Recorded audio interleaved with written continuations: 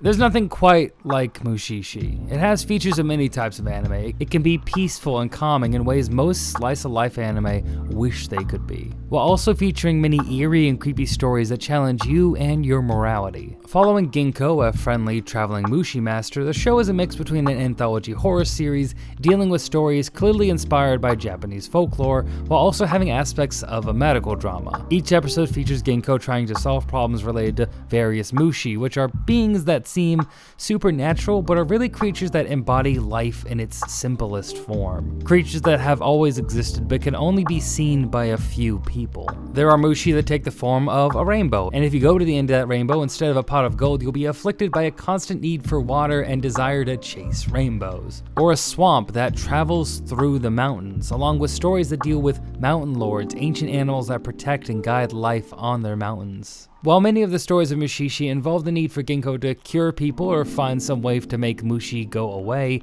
he also makes it clear that Mushi aren't evil creatures. They're a part of nature, living beings just trying to live as they always have. It just so happens that doing so, though, can lead to a number of horrible things for people. That can cause a number of tragic and heartbreaking stories, but I don't want to give the impression that Mushishi is a sad or depressing show. Rewatching the series for this video, I actually found that most endings, while not a fairy tale ending, did have a satisfying conclusion for our characters. It's also endlessly impressive how this show manages to keep from feeling formulaic. The main way they achieve this is by having nearly every episode focus not on Ginko, even though he is in every episode, but most start with a different character living their life and encountering something strange, and then somewhere in the story they'll cross paths with our Mushi master. Sometimes this is at the very start of the episode, sometimes it's near the end, but no matter what, the story typically keeps its focus on the people affected by the Mushi related situations and the circumstances around that. The show is always more interested in the human impact of these stories, and gives interesting scenarios like, what if one day you discover that the children that you've loved and raised are all actually a manifestation of a Mushi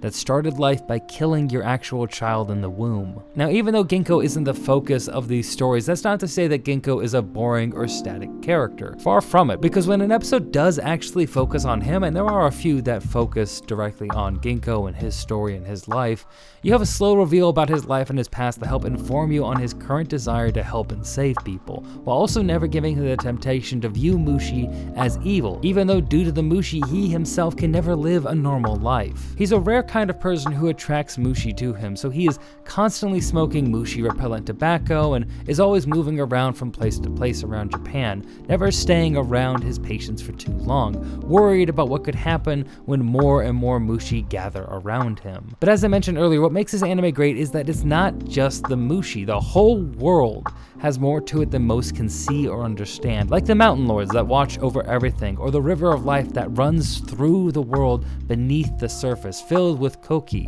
which is the basis for life. The world of Mushishi is deep and multi-layered, with new aspects of it revealing itself over time, like how at the start the only Mushishi we meet is Ginko himself. But over time you gain more knowledge about other Mushishi, their methods, their beliefs, the traditions that have been passed down from generation to generation, and the unique tools that they all use to help keep the world in balance and protect people from the Mushi. But since most episodes are grounded in helping to save people or resolving various Mushi-related situations, these explorations into the larger world that Ginko is a member of seems natural and a part of the story every single time.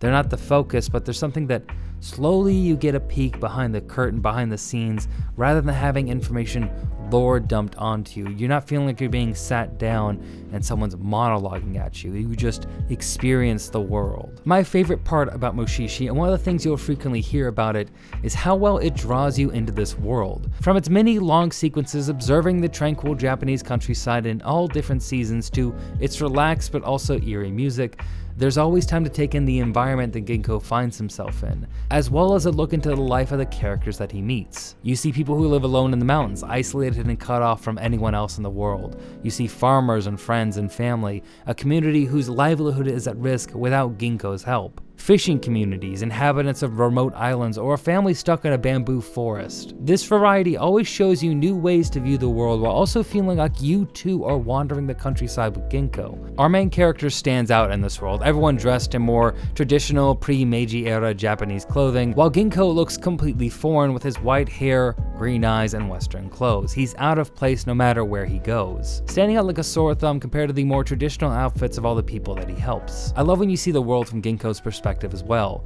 glimpses into the vast amount of Mushi that live all around this world. It adds on to this ever-present feeling that this version of Japan, while it feels grounded and human, the creatures that inhabit it are more like folklore. These are spooky stories you tell around the campfire of a woman falling to her death and then walking home as a shell of her former self, or a cursed inkstone that leaves everyone who uses it dying of some sort of mysterious illness. All of these stories feel fully explored and expertly adapted by Artland Studios, with the director Hiroshi Nagahama ensuring that each episode's story has time to breathe. The audience is given ample time to soak in the beautifully rendered Japanese countryside and the old homes that inhabit it. While there are plenty of beautiful scenes and tranquil moments, the show is also brilliant in the way that it adapts the horror aspects of the show. Mushishi doesn't try to startle you. There's not a single jump scare that I can remember. Rather than that, the show is more focused on characters' struggles on what to do, grappling with the consequences of their actions or the effect of the episode's mushi, the music helping to punctuate this dread. It's a great example of a show not trying to overwhelm its audience, trusting in the strength of the material to allow for these pauses. The last thing I would ever want to imply is that because of Mushishi's tendency to be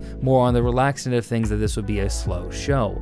This is not slow in the slightest. These are, again, anthology stories with a full, complete story told in each and every episode. It is relaxed, but it still has more than enough to keep every episode feeling fresh and exciting. So while these pauses in the action to breathe and soak everything in are frequent, each episode feels well-paced and engaging from start to finish. The dub for season 1 is also just pitch perfect, with Travis Willingham, who you may recognize from voice acting Roy Mustang in Fullmetal Alchemist, taking on the lead role of Ginko and absolutely nailing it. Since the series can be dense in dialogue, sometimes having such a high-quality dub really allowed me to relax and savor the atmosphere of the show even more than focusing on the dialogue and reading along with everything.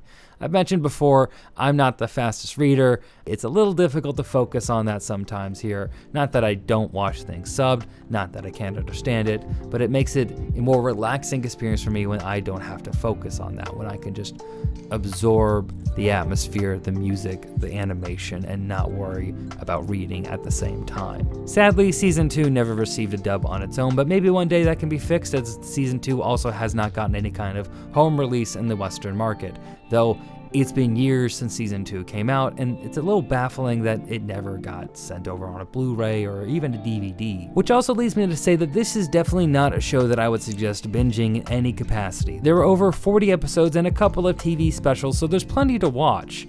But I would recommend limiting your time to a couple episodes at a time, giving each episode time to sit and digest. And if you're watching with someone, give it some time to discuss the actual themes and the plot and really think about what just happened in these shows. I think having that time really helps elevate each and every episode. And that really shouldn't be too difficult because this is an anthology format, making it easy to put the show down for a day or a week and pick it back up and sink back into this world. There's not going to be any kind of cliffhanger. You're not going to have to remember what happened a few weeks from now, what the last episode was. They're each their own compact, self-contained story, which is actually pretty similar to a way I recommend watching another of my favorite anime series in Spice and Wolf, which is also about people traveling the countryside, but in this case, the obstacle they must overcome is much creepier than ancient beings than most people cannot see. No, in this case, it's actually just capitalism. I joke, kind of, but for real, these shows are both mainly focused on very human feelings and situations, but involve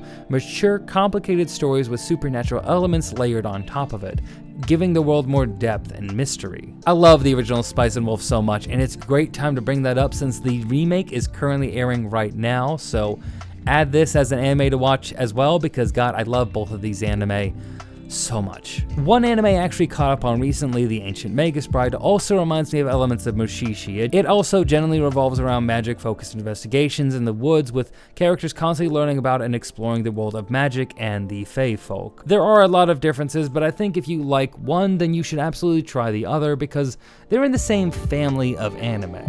magic adjacent with action and combat taking a backseat to the actual story, the characters, and the world. On the basis of pure vibes and setting, Princess Mononoke is a film I feel is very similar to Mushishi, since it also deals with the pre-Meiji era period of Japan. There's also just some beautiful landscape shots and moments in the woods that gives me that exact same tranquil but also unsettling feeling that I get from Mushishi. It even has a mountain spirit that is really unsettling when you look at it for too long, but it also feels so similar to the Mountain Lords and the energy that moves through the world of Mushishi. Plot-wise, Princess Mononoke is not the most similar, but if you want an anime that will give you that exact same feeling that you got from the environment of Princess Mononoke, then you absolutely need to check out an anime like Mushishi. At this point, needing to say you should check out Mushishi, that should really go without saying. Hell, in the course of me writing about this series, I've gotten 3 people to start rewatching the series because it's just so good and so much fun to revisit. It is a series you can keep going back to, watching and rewatching stories with low commitment because again, you don't need to binge watch it. You can just take a few episodes at a time. Take your time with a series like this. Mushishi is all available at Crunchyroll in the moment, including 2 of the specials. The only negative is that the very last episode of the series is a TV movie called Bell Droplets, which I could not find on any legitimate website, so I had no choice but to join the Straw Hats and sail the high seas, if you know what I mean. Also, tragically, as I mentioned earlier, the second series does not have a home release either, so there's no way to actually physically buy it all. You have to rely on streaming services or other websites, you know what I mean. We finally got a Berserk 1997 Blu-ray though in America, so I hope that one day we will get the full series of Mushishi on Blu-ray, because this is a series that I would absolutely love to own in its entirety, instead of just having this DVD set that I got that is available for season 1. It says the complete collection, but that's because there was a long gap between season 1 and season 2 coming out, and when this was put out, that was all of it, but now they still sell it and it still says the complete collection, even though it's not. There's a lot missing from it. A little bit of a fail in marketing. I don't know, maybe we should update that text. Who can say? Anyway, but for you, the viewer, that shouldn't matter. You can go watch this series right now. There's a number of ways to go watch it, so go get to that. Though don't be a hurry again to watch it all at once. Take your time. Soak it in like a hot bath on a cold day. Enjoy this strange, beautiful world of Mushishi and see for yourself why this is without a doubt an anime you should watch.